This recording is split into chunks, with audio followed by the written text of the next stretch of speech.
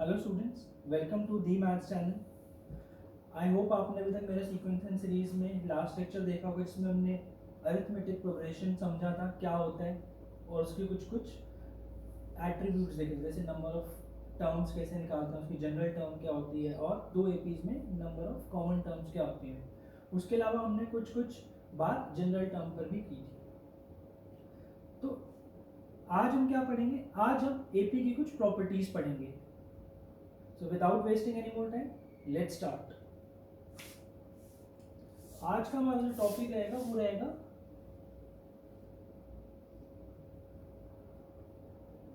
Properties of terms. ठीक है, first property, property ए, या फिर इसको let me denoted by Roman numbers. First क्या प्रॉपर्टी है? If A, B, C are the terms of an AP, अगर A, B, C तीन टर्म्स है एक AP की, तो 2B equal to A plus. Very important, very important. Star mark कर रहा हूं उसको।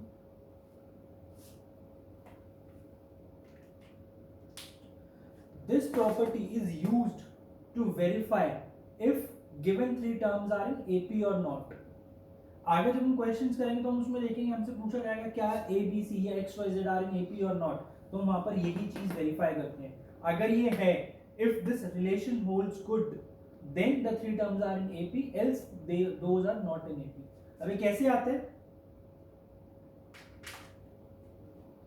ये कैसे आती है ये चीज? देखो, एबीसी एपी में, तो मतलब इनका कॉमन डिफरेंस सेम होगा, तो मतलब मुझे ये पता है b minus a equal to c minus b होगा, right? B minus a equal to c minus b होगा। यहां से क्या आया मेरे पास? 2b equal to a plus c, right? Example देखूं अगर मैं इसका, फॉर एग्जाम्पल 1 4 7, ये तीन टर्म्स है, तो क्या है मुझे दिख रहा है 1 plus 7 that is sum of extremes. जो एक्सट्रीम वैल्यूज है उनको हम एक्सट्रीम्स बोलते हैं, is equal to 2 into 4, a plus c equal to 2b, 2 into b, right? या फिर एक और एग्जाम्पल अगर मैं देखूं, लेट्स से 5 10 15, देखो इनका कॉमन डिफरेंस 5 है, तो एपी में तो मैं क्या बोल सकता हूं, 2 into 10 must be equal to 5 plus 15। Yes, this is all, this also holds true. ठीक है, ये क्लियर है? अब मैं इसको रब कर रहा हूं, इतना पोर्शन इसमें मैंने आपको समझाने के लिए लिखा था। क्लियर?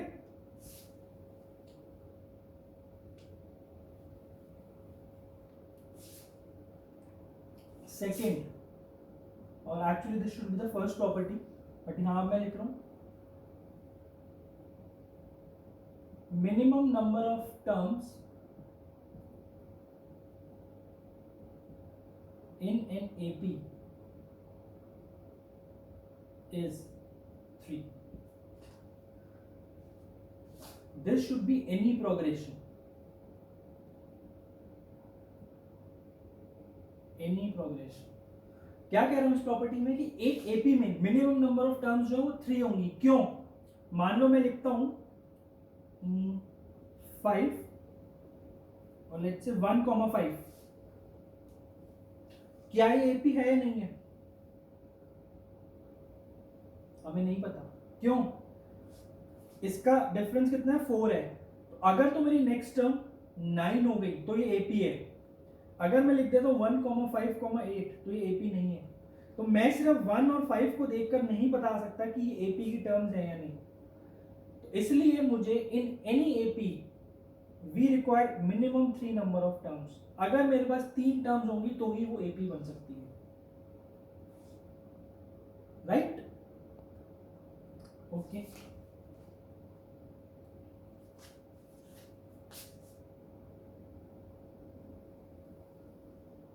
प्रॉपर्टी नंबर 3 क्या कहती है प्रॉपर्टी?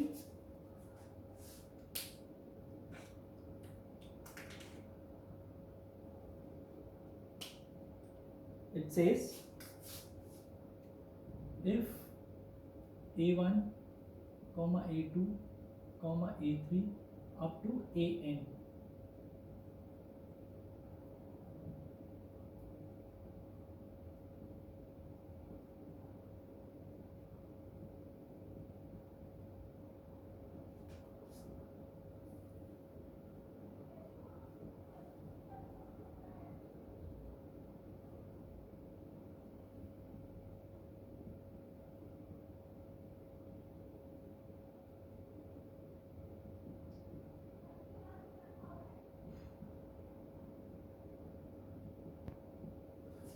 क्या कहती है property? If a1 a2 a3 up to an are the n terms of an AP, then terms taken at equidistance will also be an AP.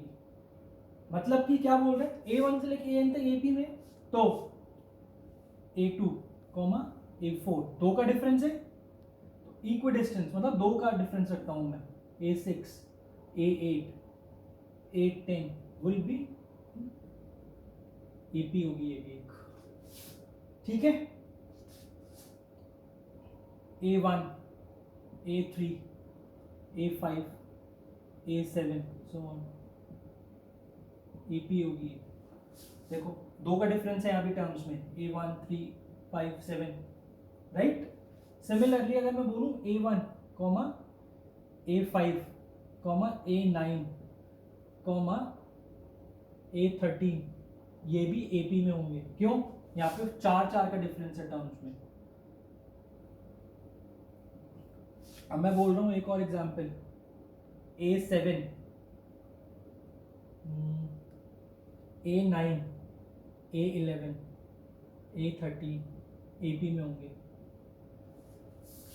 तो कोई भी इक्विडिस्टेंट पे अगर हम टर्म्स ले तो वो सब AP में ही होते हैं, ठीक है, क्लियर।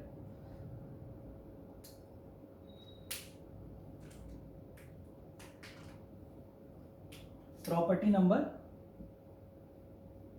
4 क्या कहती है? प्रॉपर्टी नंबर 4 क्या कहता है मेरा? Property number 4 says if a1 a2 up to an are in AP, that is arithmetic progression,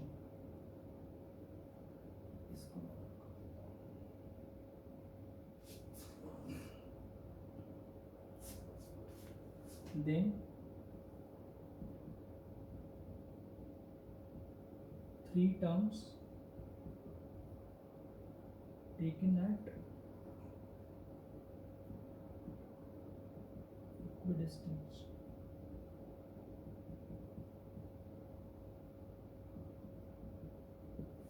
क्या कह रही है?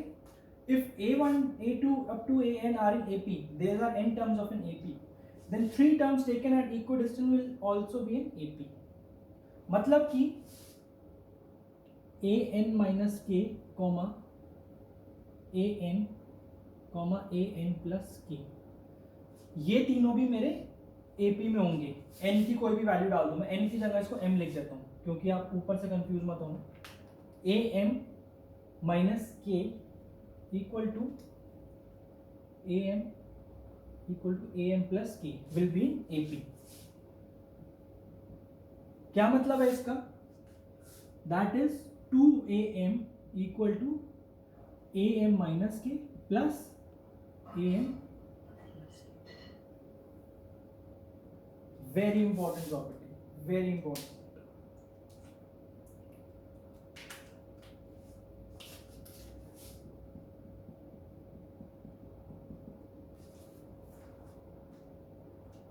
इसका क्या मतलब है? एग्जाम्पल से अगर मैं समझाऊंगा आपको, इसका मतलब ये है, मान लो A1 A2 A3 up to AP में है, तो उसमें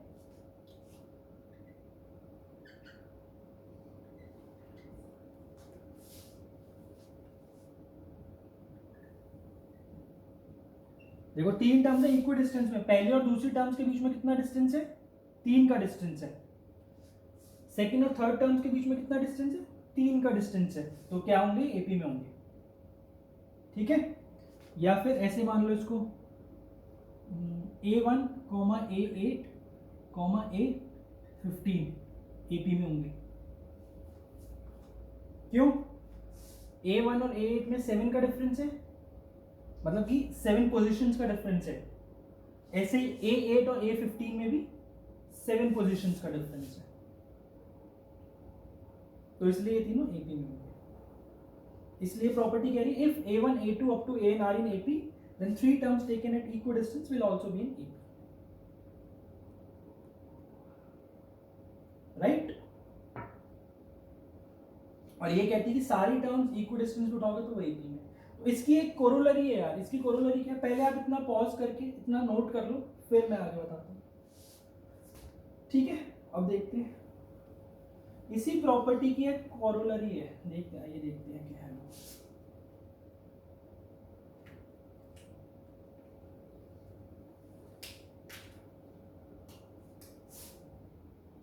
कोरोलरी क्या होता है, मतलब इसी से एक रिजल्ट डिराइव होता है, इसी प्रॉपर्टी से। इन an AP of n terms, मतलब कि n का क्या, n टर्म्स से क्या मतलब, कितनी भी टर्म्स हो, any 3 consecutive terms will be in AP.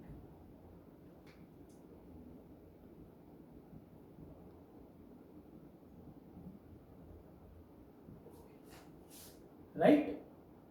ठीक है, अब ये 3 प्रॉपर्टीज है ना, मतलब ये तो कोरोलरी है, वो दो जो प्रॉपर्टीज है वो मैं अब आपको एग्जांपल के थ्रू प्रूव करता हूं। एग्जांपल एक बहुत सिंपल एपी लिख रहा हूं, 3 कॉमन डिफरेंस की, दैट इज 1, 4, 7, 10, 13, 16, 19, 22, 25, 28।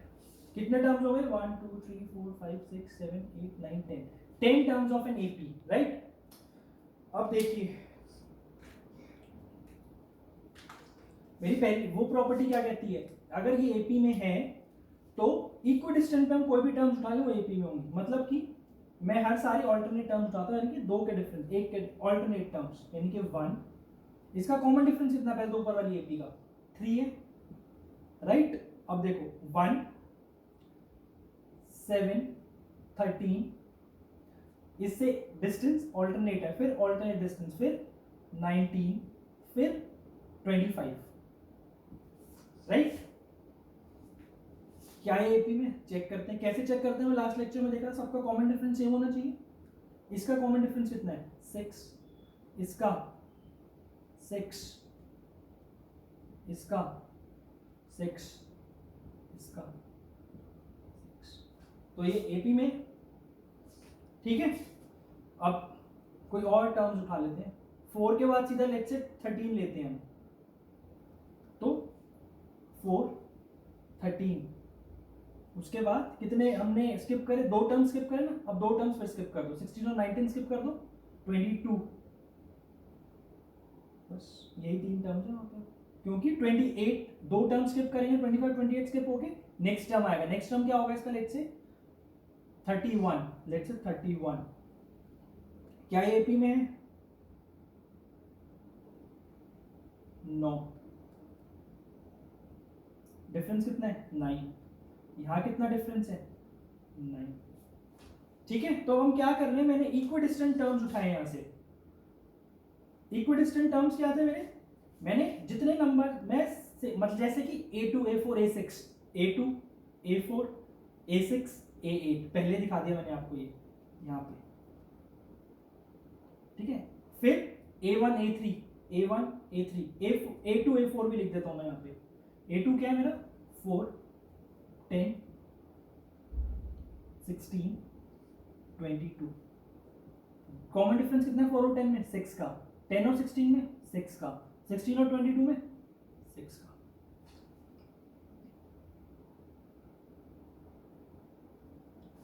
राइट? ये क्लियर है?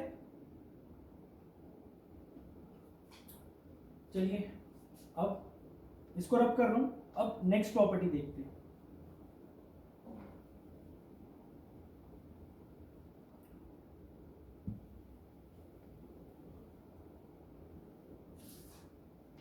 ये प्रॉपर्टी भी इसी से डिराइव्ड है, राइट। अब जैसे मान लो एक कॉमन टर्म चूज करो, लेट से 16 मिडिल टर्म, इससे सेम डिस्टेंस पे पीछे जाते हैं, 2 स्किप कर देते हैं 7, तो अब इससे 2 स्किप करके आगे जाएंगे 25।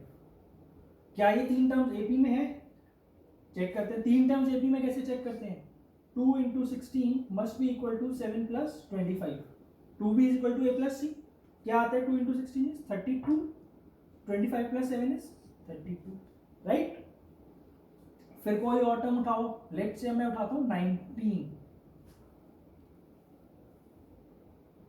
19 से 3 स्किप करता हूं मैं, तो आता है 7, 7, 19, अब 3 स्किप करूंगा तो अब क्या आएगा 31 आएगा। अगर मैं यहाँ पे नेक्स्ट टर्म 31 लिख देता हूँ, 28, 31 क्या है देखते हैं। 2 into 19 must be equal to 31 plus 7, क्या आ रहा है, यस 38 इक्वल टू 38, राइट। तो ये प्रॉपर्टी भी हमारी प्रूव हो गई, वेरीफाई हो गई। अब एक कोरोलरी जो मैंने इस पे बोली, that is in an AP of n terms any 3 consecutive terms will be in AP। क्यों 3 consecutive terms का क्या मतलब है कि डिस्टेंस 0 है। जैसे मैंने यहाँ पे 2 स्किप करे, मतलब वो एक भी स्किप नहीं हो रहा, राइट। देख लेता हूं मैं इस चीज को भी, 3 के पेयर उठाता हूं मैं यहां से, 1 4 7 उठाया, एक पेयर क्या उठाया 4 7 10, दूसरा कुछ और उठा लो, मान लो 13, 16, 19, 3 के 3 कॉन्सेक्यूटिव टर्म्स में 3 ट्रिपलेट्स उठा लिए। अब देखो क्या ये एपी है, कैसे प्रूव करूंगा, कैसे वेरीफाई करूंगा। 2 into 4 is equal to 1 plus 7, yes. ये 2 into 7 equal to 4 plus 10, yes. Then 13 plus 19 should be equal to 2 into 16, yes 32 equal to 32। Any 3 terms, any 3 consecutive terms of an AP will also be right। ठीक है, अब इसको रब करके next property देखते हैं हम अपनी।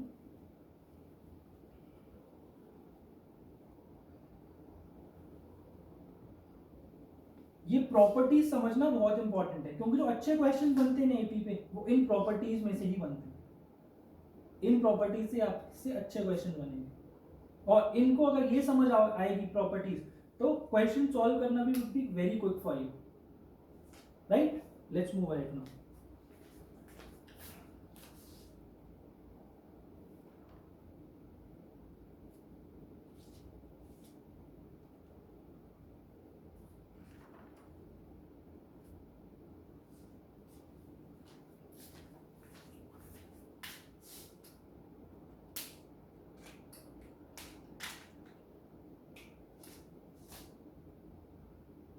Fifth property that says if Tj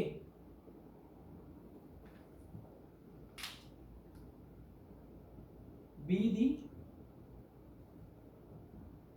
jth term of an AP and Ti be the ith term of an AP, then जो कॉमन डिफरेंस है उसका D, that would be equal to Tj minus Ti upon J minus I, J minus I। ये आप easily derive कर सकते हो, but याद रखोगे तो क्वेश्चन जल्दी हो जाएंगे। कैसे, इसका एग्जांपल देखते हैं। Question, if P is the qth term of an AP and Q be the pth term of an AP, find d. पहले प्रॉपर मेथड से देखते हैं क्या है। देखो p is the qth term, तो क्यूएथ टर्म क्या होगा मेरा, p is equal to a। मान लो a is the first term, then qth term है तो मतलब q minus one into d, d भी the common difference. nth term क्या होता है n माइनस वन, तो क्यूएथ टर्म क्या होगी q माइनस वन, और q must be equal to a plus p minus one into d. यहाँ पे गिवन है p q be the pth term, दोनों को सब्ट्रैक्ट कर देते हैं तो क्या आएगा मेरे पास, p minus q equal to q minus p into d. तो यहां से d क्या आ गया माइनस वन, राइट, d यहां से डिवाइड कर दूंगा मैं इसको, माइनस वन आ गया। अब इसमें डालता हूं मैं d इक्वल टू j क्या है मेरा क्यूएथ टर्म, तो क्यूएथ टर्म क्या है मेरा p माइनस आई क्या है pth टर्म, pth टर्म क्या है मेरा q upon j minus i, that is q minus p equal to again minus one. Clear है, right. Let's move ahead now.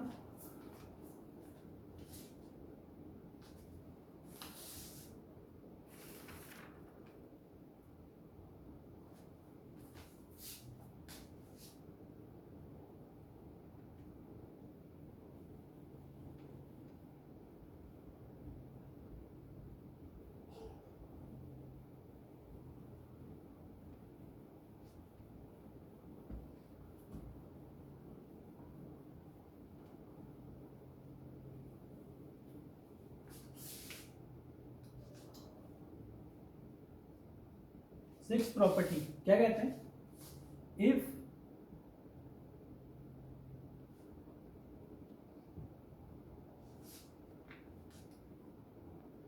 n be the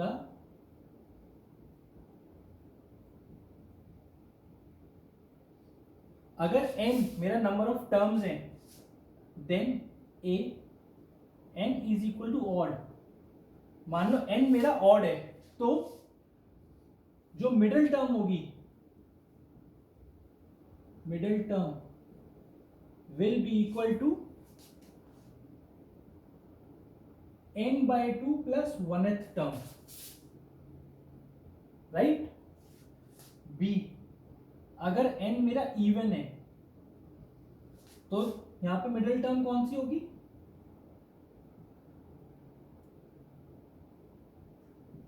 n by two th term and n by two plus one th term. अगर मेरा n odd है मतलब number of terms odd है तो एक ही middle term होगी, कौन सी होगी n by two plus one th term. अगर n इवन है तो मिडिल टर्म दो होंगी, कौन कौन सी होंगी n by to and n by two plus one th term, right. Example पहले मैं देखता हूं, मान लो 5 टर्म्स है मेरी a1 a2 a3 a4 a5 a6 a7, n odd है तो अभी मिडिल टर्म एक ही होगी, कौन सी होगी n by two plus one th, यानी कि 7 sorry this would B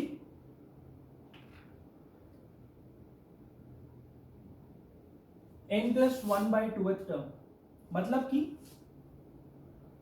7 plus one by two equal to 4, यानी कि फोर्थ टर्म जो है मिडिल टर्म होगी। अब देखो यहां से 3 और 3 यहां से, तो ये मेरी मिडिल टर्म होगी, जो 4 है fourth term that is the middle term, right. Middle अब मान लो a1 a2 a3 a4 a5 a6 a7 a8। अब मान लो 8 टर्म्स है, मतलब कि इवन नंबर ऑफ टर्म्स है, तो मिडिल टर्म्स कौन सी होंगी, एक होगी 8 बाय टू और दूसरी होगी 8 बाय टू प्लस वन, मतलब कि फोर्थ और फिफ्थ। अब देखो आप 3 टर्म्स यहां से 3 टर्म्स यहां से a1 a2 a3 a6 a7 a6, तो A4 और A5 ये दोनों मेरी मिडिल टर्म्स हो गई, राइट। अब मैं इसको रब कर रहा हूं, क्यों? क्योंकि अब जो seventh property that is very important property, तो please note that down. Pause करो वीडियो को, please note this down.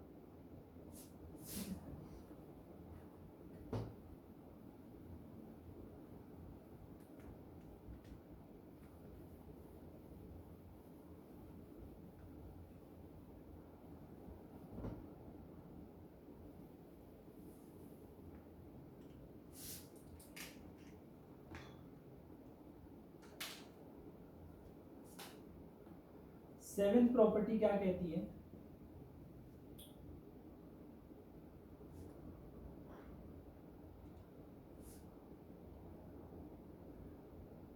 The sum of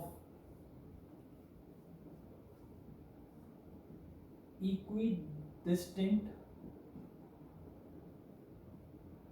terms from beginning and end is always constant. ये प्रॉपर्टी क्या कह रही है? The sum of equidistant terms from beginning and end is always constant. क्या मतलब है इसका? मान लो मेरी एक एपी गिवन है मुझे, A1, A2, A3, A4 up to AN। तो अब terms equidistant from beginning and end वो लेते हैं, कौन कौन सी होंगी वो? तो ये क्या बोल रहे हैं? इसका मतलब है A1 plus AN equidistant first और लास्ट टर्म, इसका जो सम होगा वो किसके इक्वल होगा? A2 plus AN minus 1। Equidistant from beginning मतलब कि एक अगर यहां से लिया टर्म, एक एंड से लो, फिर एक सेकेंड टर्म तो वहां से भी second term, equal to A3 plus AN minus 2 equal to A4 plus AN minus 3 is equal to and so on. आया समझ? ये हुआ क्लियर? अब अगर मान लो, ये अभी मैं सब इलस्ट्रेट करूंगा, सब कुछ एक एग्जांपल से समझाऊंगा ये वाली पूरी प्रॉपर्टी। अब मान लो n ऑड है,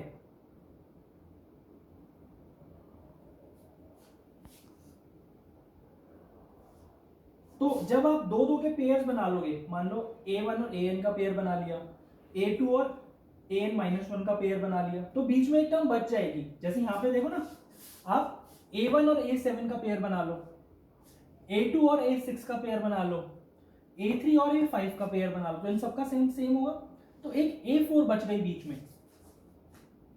तो जो ये सम है that is A1 plus AN equal to A2 plus AN minus 1 equal to A3 plus AN minus 2 equal to and so on. और ये किसके इक्वल होगा? मिडिल टर्म कैसे इंक्लूड करेंगे इसमें?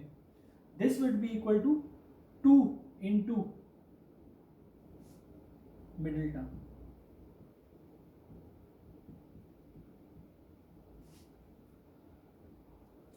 ये मैं हाईलाइट कर रहा हूं,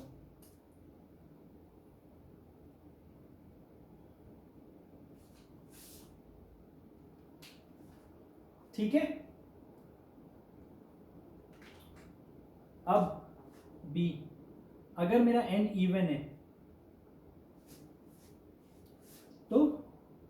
तो ये प्रॉपर्टी एज इट इज रहेगी।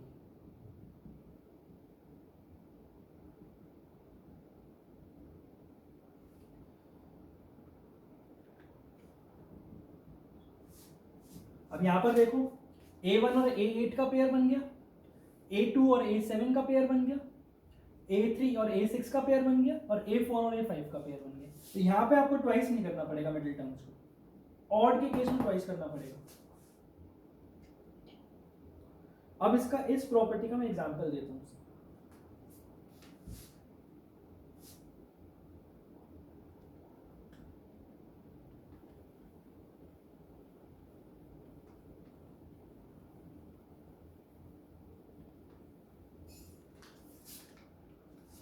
एग्जाम्पल एपी है मेरी,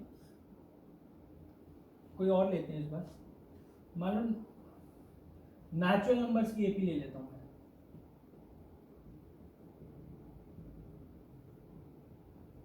पहले मैंने ऑड नंबर्स लिए हैं, ठीक है।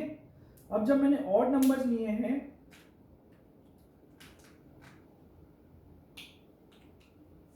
तो देखो 1 और 9 का sum equal to second term और second last term 2 + 8 equal to third और थर्ड लास्ट 3 + 7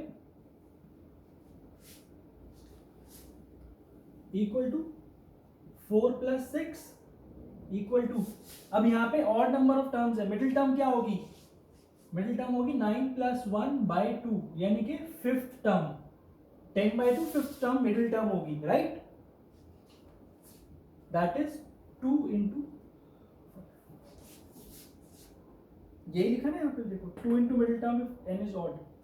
ये सम आया 10, ये भी 10, ये भी 10, ये भी 10, ये भी 10।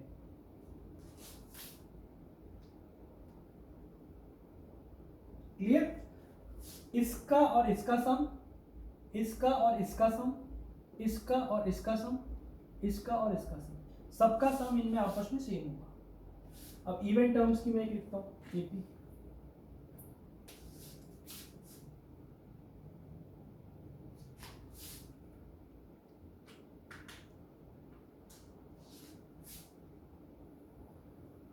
लेट्स से 2 4 6 8 10, ठीक है।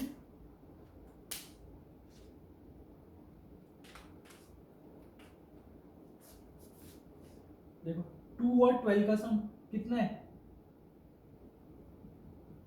इक्वल टू 4 और 10 का सम, 6 और 8 का सम कितना है? 14 14।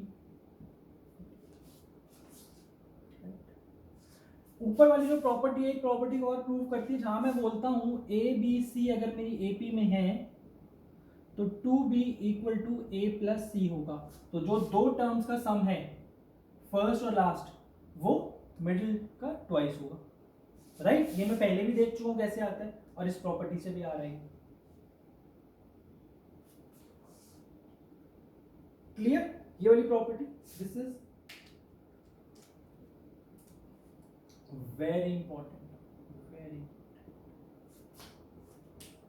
अब एक चीज और, जो देखो ये इंडाइसेस हैं, यानी कि 1n 2n-1 3n-2, तो देखते हैं कैसे पता चलेगा दो टर्म्स का सम ये सेम पेयर है या नहीं।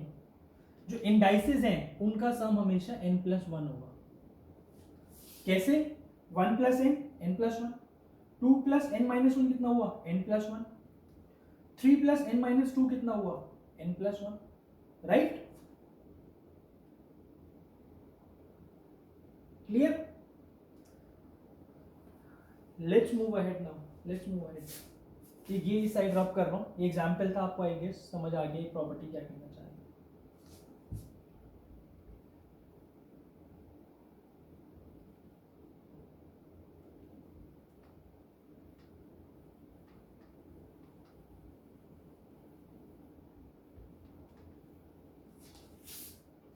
Property number 8,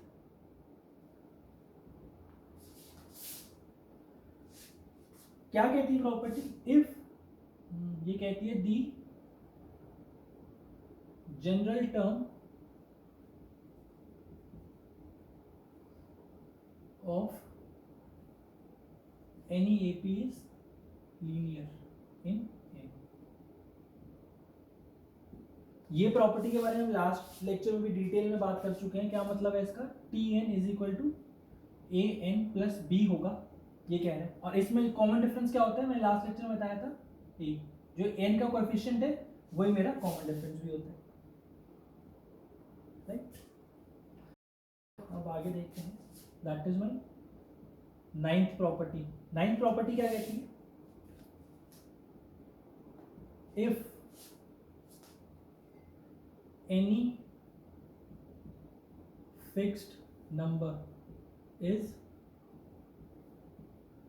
added or subtracted from the terms of an AP,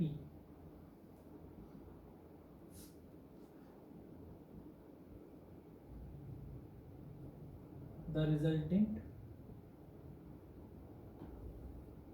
is an AP। क्या मतलब? एक AP है मेरी 1 2 3 4 5। अब अगर मैं इसमें कोई एक नंबर ऐड कर दूं, मतलब लेट्स से 2 ऐड करता हूं सब में, तो 3 हो गया, 1 + 2 2 + 2 4 हो गया, 3 + 2 5 हो गया, 4 + 2 6 हो गया, 5 + 2 7 हो गया। तो जो सीरीज आएगी वो अभी भी AP ही होगी। एंड the common difference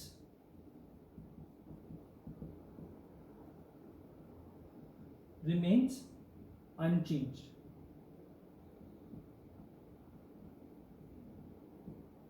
पहले भी 1 था कॉमन डिफरेंस और यहां पर भी 1 है, राइट। ये क्लियर है ये चीज? अब आगे चलते हैं 10th प्रॉपर्टी।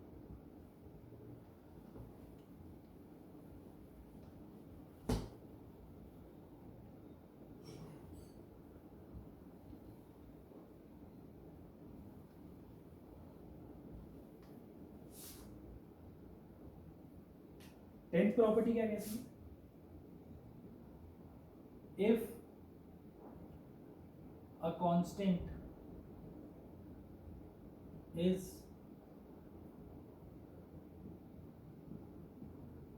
मल्टीप्लाइड और divided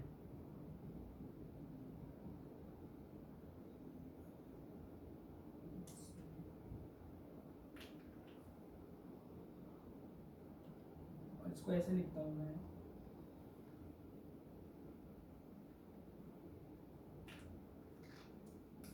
if each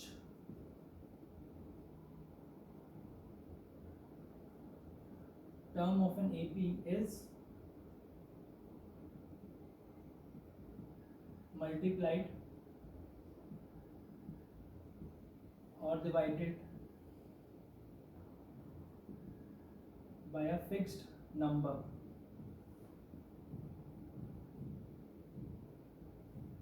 the result is an AP, right. क्या मतलब है? लेट्स से 2 4 6 8 ये AP है। अब मैं इसको 3 से मल्टीप्लाई कर देता हूं हर एक ईच टर्म को। पहली टर्म क्या बनेगी? 6, दूसरी 12, तीसरी 18, फिर 24 और फिर 30। कॉमन डिफरेंस कितना है यहाँ पे? 6 है, यहाँ पे भी 6 है, सब में 6 है, तो ये AP है। पहले ये भी AP थी। अब एक चीज लेकिन नोट करो, पहले कॉमन डिफरेंस कितना था? इसका 2 था और इसका कितना है? 6 है, मतलब कि दैट इज 2 × 3। मतलब अगर पहले कॉमन डिफरेंस D था तो जो नई AP जो आएगी उसका कॉमन डिफरेंस K × D हो जाएगा। K क्या है? K वो कांस्टेंट है जिससे हमने सारी टर्म्स को मल्टीप्लाई किया, राइट। क्लियर है? Let's move ahead now.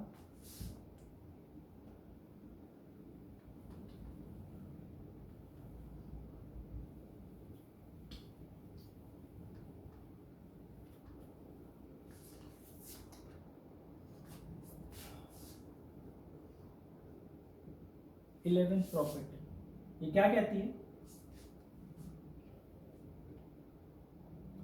It says if A1 A2, A3 up to AN, B and AP। अगर ये एक AP है and B1, B2, B3 up to BN, ये भी एक AP है, तो A1 plus minus B1, A2 plus minus B2, A3 plus minus B3, A4 plus minus B4 up to AN plus minus BN, ये भी AP ही होगी। मतलब कि अगर मैं दो AP के कॉरेस्पॉन्डिंग टर्म्स को ऐड या सब्ट्रैक्ट कर दूं तो वो एक AP बनती है, राइट?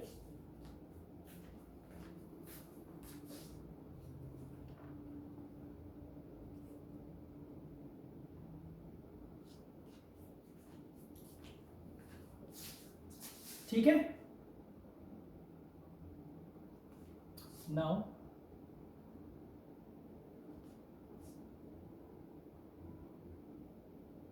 ट्वेल्थ प्रॉपर्टी क्या कहती है?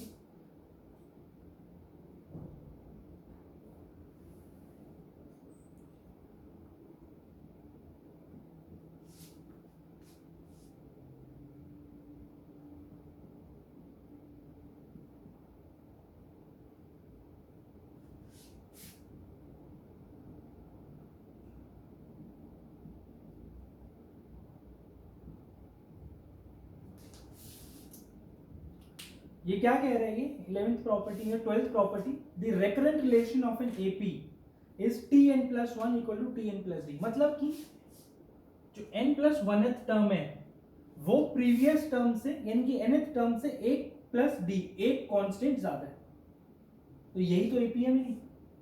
This is the definition of AP, मतलब कि हर टर्म d कांस्टेंट से इंक्रीज हो रही है। अब इसमें फर्स्ट टर्म डाल के देखो, for all n belongs to natural numbers. अब इसमें n की वैल्यू 1 डालो तो क्या आएगा? T2 is equal to T1 plus d। 2 डालो अब इसमें तो T3 equal to T2 plus d, यानी कि T2 की वैल्यू यहां से डाल दो, T1 plus d equal to T1 plus 2d। T3 is equal to T1 plus 2d। ऐसे ही कंटिन्यू करेंगे हम तो वही एपी की टर्म्स मिल जाएंगी मुझे, राइट? वो वहां से मिल रही है मुझे। क्लियर?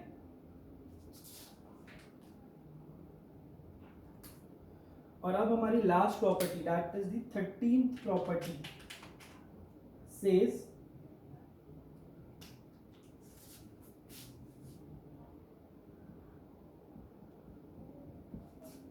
अगर मुझे किसी एपी में 3 टर्म्स एज्यूम करने हैं तो मैं कौन कौन से टर्म्स एज्यूम करूंगा? a माइनस डी, a और a प्लस डी। क्वेश्चन आसान हो जाता है, आप चाहो तो a प्लस डी और a प्लस 2d भी कर सकते हो, बट ऐसे करोगे तो क्वेश्चन बहुत आसान हो जाएगा। अगर 4 टर्म्स करनी है तो क्या करूंगा?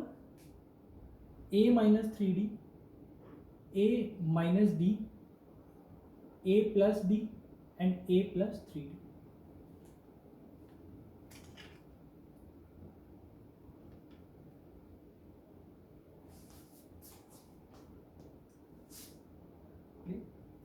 तो स्टूडेंट्स ये थी हमने आज जो भी पढ़ी, ये सारी एपी के टर्म्स की प्रॉपर्टीज थी।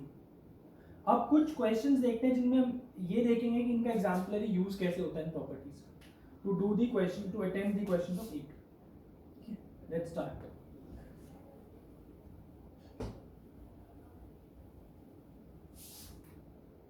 Question says if log 162 to the base 12, log x to the base 12, log y to the base 12, then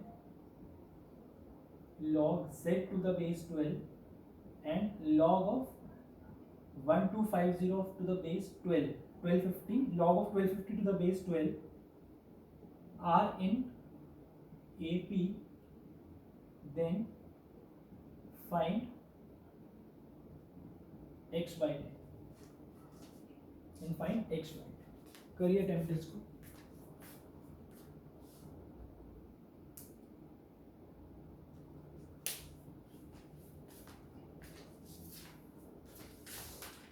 ये करते हैं इस क्वेश्चन को, कैसे करेंगे देखते हैं।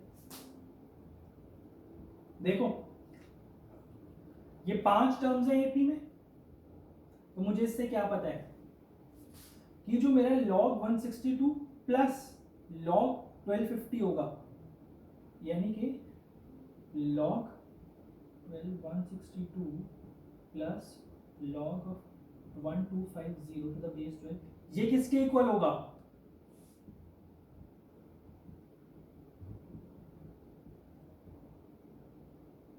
राइट, फर्स्ट और लास्ट टर्म का सम सेकंड और फोर्थ टर्म के सम के इक्वल होगा। अभी हमने प्रॉपर्टी पढ़ी थी, क्या प्रॉपर्टी थी? Sum the sum of terms taken equidistant from middle and beginning is constant.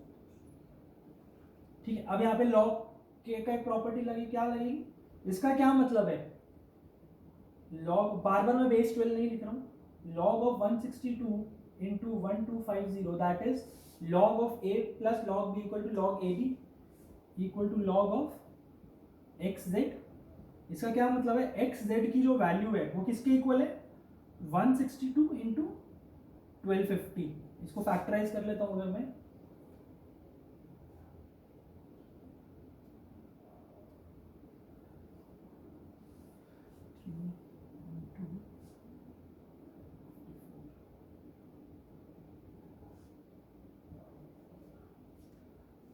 Twelve 50 को अगर मैं करता हूं तो 2 इंटू 5 टू द पावर, तो ये क्या बन गया?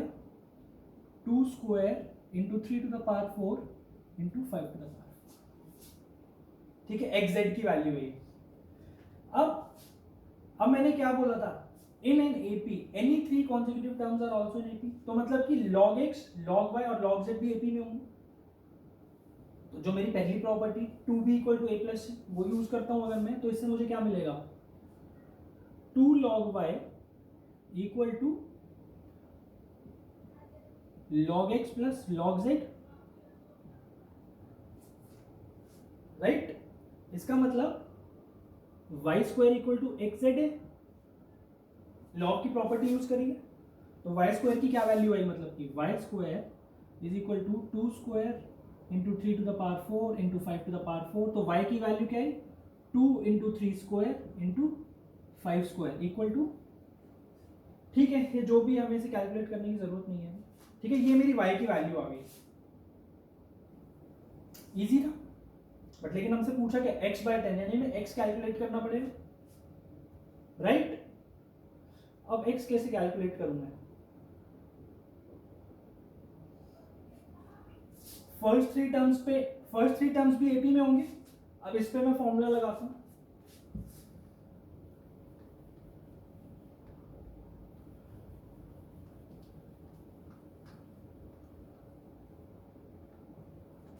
इसमें जब फॉर्मूला लगेगा तो कैसे बनेगा? क्या बनेगा?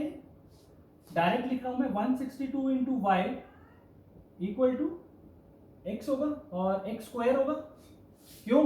2 log x equal to log 162 plus log y, तो वहां पे log a plus log b equal to log a b होता है, वो प्रॉपर्टी यूज करी है मैंने direct.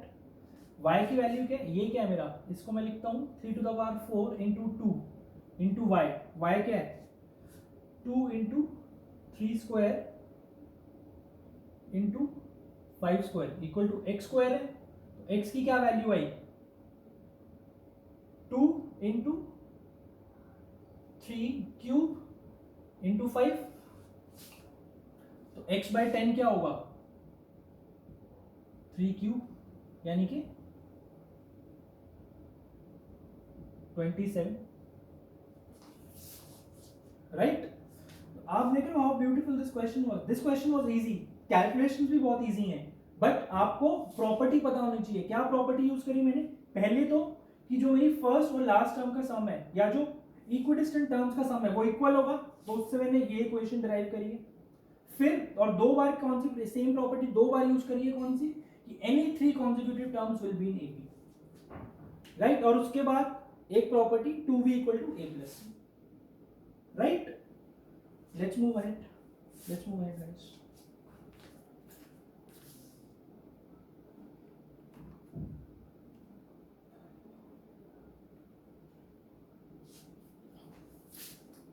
Question is, if b plus c minus a upon a plus b minus c upon c,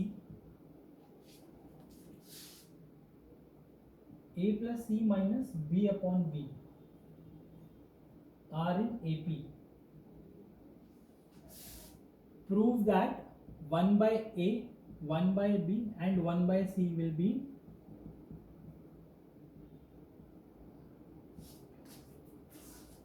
कैसे करेंगे इस क्वेश्चन को?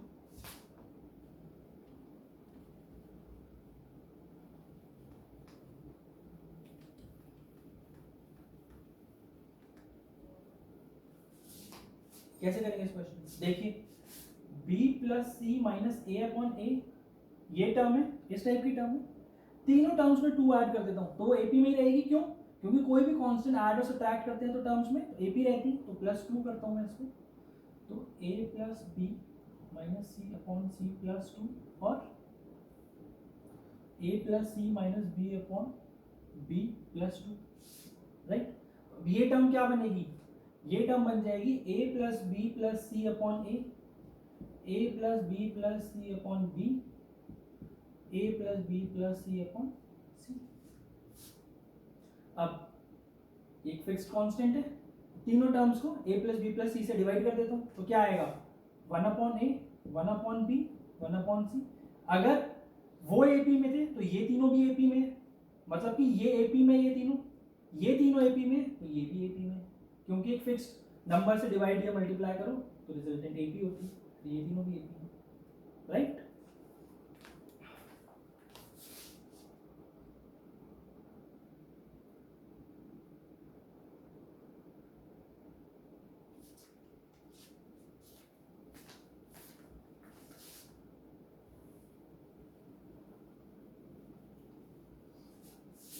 Question is, if A, B, C in AP में, अगर A, B, C मेरे AP में है तो prove that A plus 1 by BC plus B, comma B plus 1 by AC, comma C plus 1 by AB will be in AP.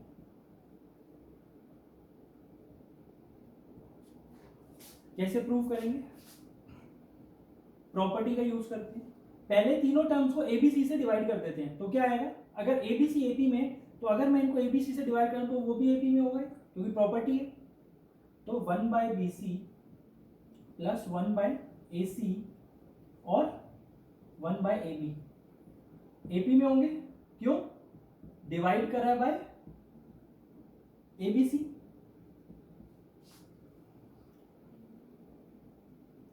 अब ये AP है, ABC एक एपी है, दोनों एपी को ऐड कर दो, a प्लस 1 बाय बीसी मिल गया, comma b plus 1 by ac, comma 1 plus ab plus 1 by ab plus, ये तीनों भी किसमें होंगे? एपी में होंगे। क्यों? क्योंकि दो एपी का सम्स भी एपी में होता है, कॉरेस्पॉन्डिंग टर्म्स को जब हम ऐड करते हैं, right? Let's look at another question.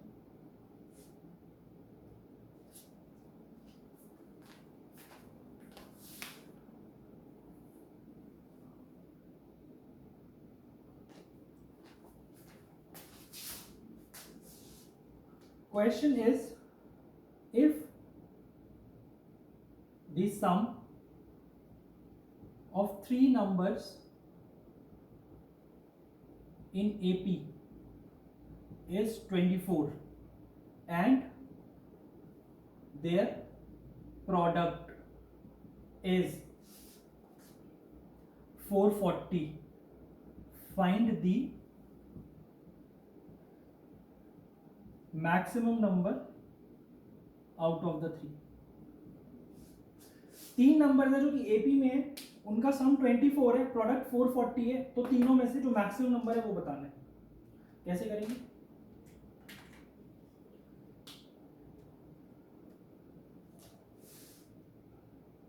तीन नंबर्स अभी हमने पढ़ा था, अगर तीन नंबर्स हमें एज्यूम करना तो हम क्या करते हैं, a माइनस डी, a और a प्लस डी। अब तीनों का सम कितना गिवन है 24, तीनों का जब हम ऐड करेंगे तो d तो कैंसिल हो जाएगा, तो मुझे क्या मिल जाएगा 3a इक्वल टू 24। तो a की क्या वैल्यू है 8। अब डिड यू सी कि हमने ये तीन नंबर्स क्यों एज्यूम करते हैं, क्वेश्चन कितना इजी हो गया, मिडिल टर्म हमें डायरेक्ट पता चल गई क्या है 8 है, राइट।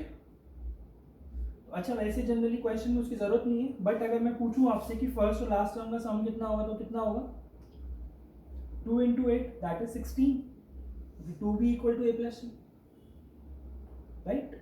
ठीक है, प्रोडक्ट क्या गिवन है, तो मुझे नंबर्स पता चल गए कौन से क्या नंबर्स है मेरे 8 माइनस डी, 8 और 8 प्लस डी, इनका प्रोडक्ट कितना गिवन है 440। ठीक है, उसको यूज करते हैं।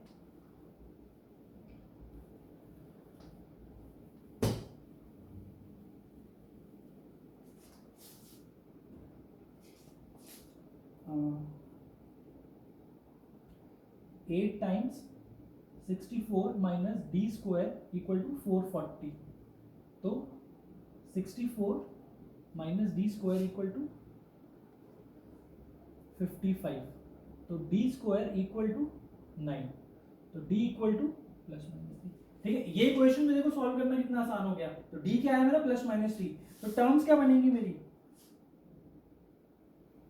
या तो बनेगी 8 प्लस 8 माइनस, अभी मैं अगर प्लस 3 लूं तो क्या बनता है 5 8 11, अगर मैं माइनस 3 लूं तो क्या नंबर्स बनते हैं 11 8 5। क्या करा मैंने, डी की वैल्यूज यहाँ पे, ए और डी की यहाँ पे वैल्यूज पुट कर दी, तो दोनों ही केस में मेरा मैक्सिमम नंबर जो है वो क्या आ रहा है 11, तो आंसर क्या होगा मेरे इस क्वेश्चन का 11, right. So students this was all for today. आज हमने क्या क्या पढ़ा, आज हमने एपी की सारी प्रॉपर्टीज पढ़ी है, उसके टर्म से रिलेटेड, उन प्रॉपर्टीज को कैसे अप्लाई करते हैं वो हमने कुछ एग्जाम्पलरी क्वेश्चंस में देखा है। अब इसके बाद एक लेक्चर और है एपी का, जिसमें मैं sum of n terms of an AP और अरिथमेटिक मीन डिस्कस करूंगा। उसके बाद एक लेक्चर हम एपी का डीपीपी करेंगे, जिसमें हम एपी के क्वेश्चंस करेंगे कि कैसे क्वेश्चंस आ सकते हैं, ताकि आपको जितना हमने एपी पढ़ा है 3 लेक्चर्स हो जाएंगे हमारे उस टाइम तक एपी के, 3 लेक्चर्स में हमने जो जो एपी पढ़ी है वो सब कुछ आपको रिवाइज हो जाएगा, प्लस क्लियर हो जाएगा कि कैसे क्वेश्चंस आते हैं, प्लस हम कैसे हमने जो थ्योरी पढ़ी है उसको हम अप्लाई करेंगे, राइट। तो आई होप आपको ये वीडियो अच्छा लगा होगा। Please students, please share, like and subscribe as much as you can. Thank you, all the best.